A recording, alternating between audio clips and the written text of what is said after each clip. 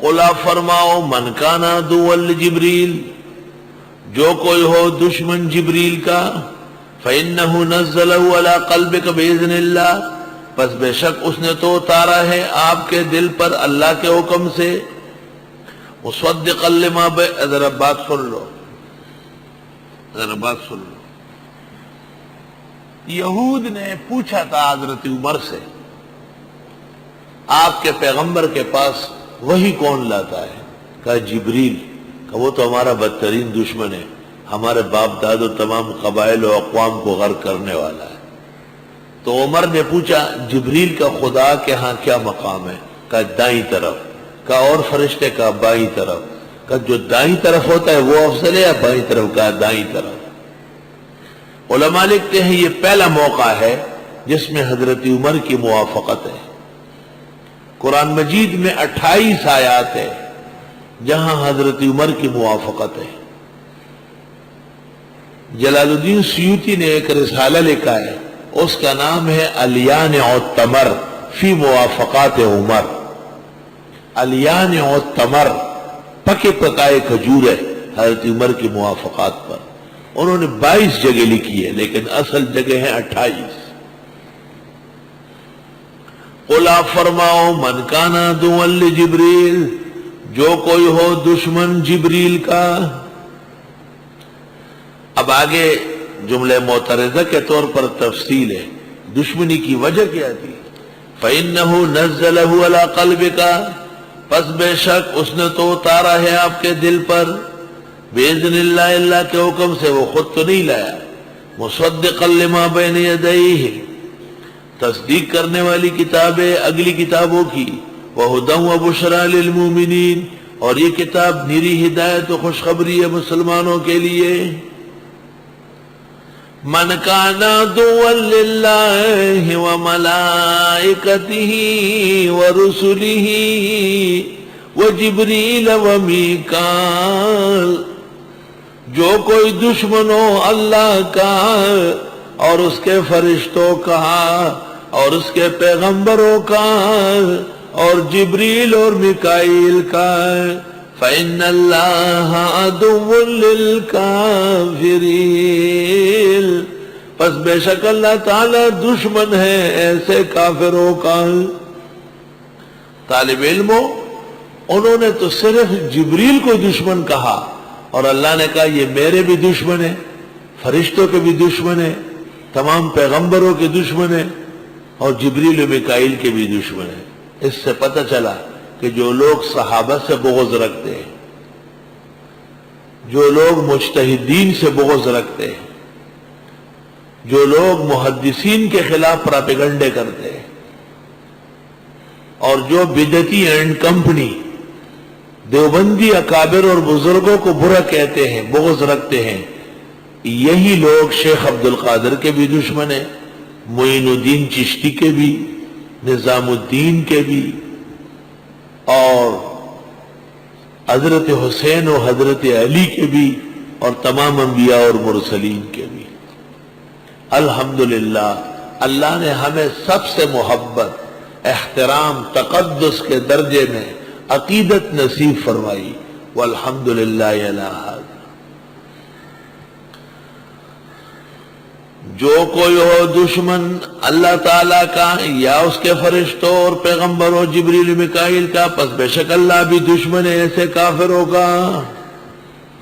پاکان زمانہ، پارسایان وقت کے خلاف ایسی بدگوئی کرنا، یہ دلیل ہے کہ یہ شخص دشمن خدا ہے، دشمن رسول ہے۔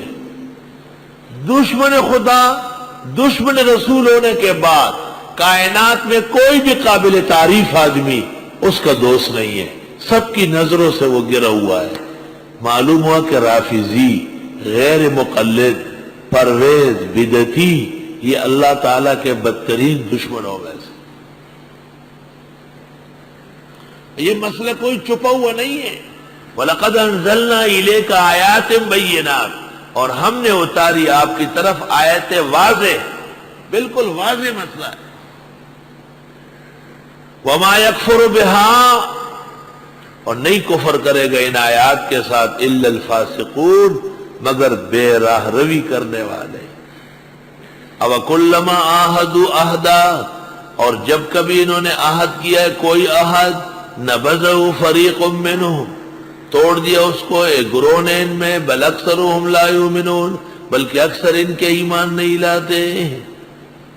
100 آیات پوری ہو گئی، اور اس یہاں تک یہود پر تمام کے تمام وہ پٹکار پڑی ہے جو انہوں نے توحید خداوندی میں شک کیا ہے، اللہ وحدہ لا شریک کے احکام توڑے ہیں، انبیاء علیہ السلام پر تہمتیں باندھی ہیں۔ اور اس زمن میں مومن کو توحید کا درس ہے، اطاعت خدا اور رسول کی دعوت ہے، اچھے صفات اور خصلتیں پیدا کرنے کی تاکید تھی، تہذیب الاخلاق کا مرحلہ بھی۔ چونکہ توحید موقوف ہے رسالت پر، اس لیے اخیر میں انبیاء، مرسلین اور ملائکہ مقربین کے مقام اور مرتبت کو بیان کیا۔ یاد رکھنا، سورت جب شروع ہوئی تو کتاب کی فضیلت تھی، ذالک الکتاب لا ریب فیہ، کتاب کی فضیلت پر صاحب کتاب کی فضیلت موقوف ہے۔ اور جب 100 آیت پوری ہو رہی ہے تو پھر کتاب لانے والا فرشتہ جبریل، اور کتاب جس کو دی گئی محمد عربی صلی اللہ علیہ وسلم، اور کتاب جس نے بھیجی ہے اللہ تعالی، اور کتاب کے قدردان مطیعین و فرمانبرداروں سے دشمنی کرنے والے کو دشمن کہا، اور اس مضمون کو بالکل واضح کہا، وَلَقَدْ أَنزَلْنَا إِلَيْكُمْ آيَاتٍ بَيِّنَاتٍ وَمَا يَكْفُرُ بِهَا إِلَّا الْفَاسِقُونَ۔ اب ایک اشکال تھا کہ توحید کا مسئلہ اتنا اہم ہے اور تمام پیغمبروں نے توحید بیان کی، یہود کیوں انکار کرتے تھے اور نصارہ کیوں انکار کرتے تھے؟ جواب، انہوں نے عہد توڑا ہے، یہ عہد شکن ہے، بل اکثرهم لا یؤمنون، تم توحید کے بات کرتے یہ ایمان والے ہی نہیں ہیں، ان کا ایمان ہی نہیں ہے۔ سورت جب شروع ہوئی تو ایمان کا ذکر تھا، یؤمنون بالغیب، یؤمنون بالغیب ویؤمنون بما انزل الیک وما انزل من قبلک وبالآخرۃ هم یوقنون۔ اور جب 100 آیتیں توحید پر مشتمل پوری ہو رہی ہے تو پھر فرمایا بل اکثرهم لا یؤمنون، کہ ان لوگوں میں توحید نہ ہونے کی وجہ سے ان کا ایمان ہی ختم ہو چکا ہے۔ اب درمیان میں آیت ایسی آئے گی جو سابقہ مضمون کا تکملہ ہو اور آنے والے مضمون کا تمہید ہو۔ وَلَمَّا جَاءَهُمْ رَسُولٌ مِّنْ عِنْدِ اللَّهِ، اور جب کبھی آئے ان کے پاس، اور جب کہ آئے ان کے پاس پیغمبر اللہ کے ہاں سے، مُصَدِّقٌ لِّمَا مَعَهُمْ، تصدیق کرنے والے ان شرائع کے جو ان کے پاس تھے۔ یہ دیکھو رسالت کا مسئلہ شروع ہو گیا، اور تمام انبیاء نے رسالت سے پہلے توحید بیان کی، رسالت کے بعد بھی توحید بیان کرتے رہے۔ 101 آیت سے 63 تک رسالت کا مسئلہ ہے کہ محمد عربی صلی اللہ علیہ وسلم برحق پیغمبر ہے، لیکن محمد عربی صلی اللہ علیہ وسلم کی رسالت پر انہیں کچھ شبہات تھے۔ یہ شبہات 7 تفصیلی ہے اور 15 اجمالی ہے۔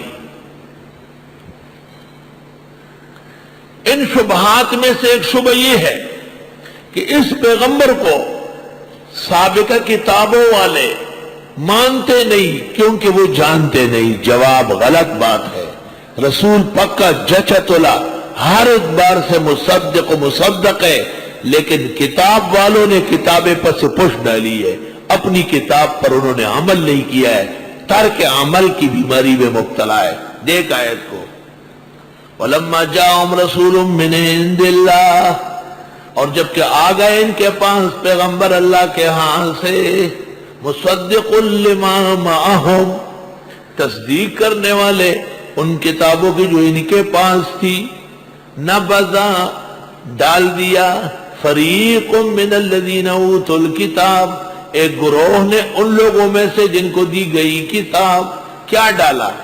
نبذ کے لیے مفعول، کتاب اللہ،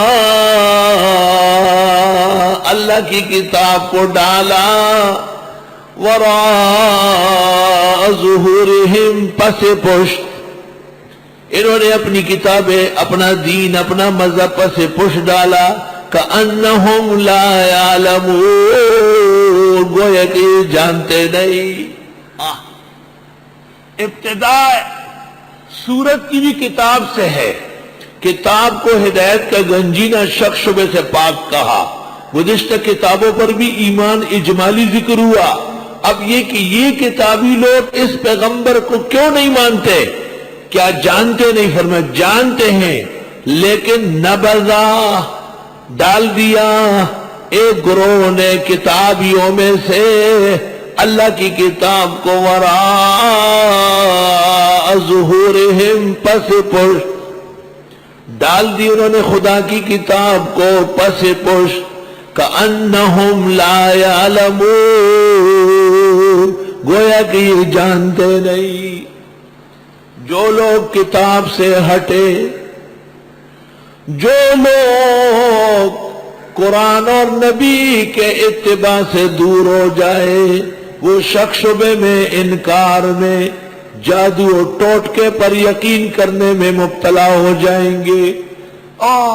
اثرات ہیں، رشتے کی بندشیں، کاروبار تباہ ہو رہا ہے، گھر میں تکلیفیں ہیں، کسی رشتہ دار نے باندھ لیا ہے. ایسے لعنت اللہ علی الکاذبین، ایسے خامخواہ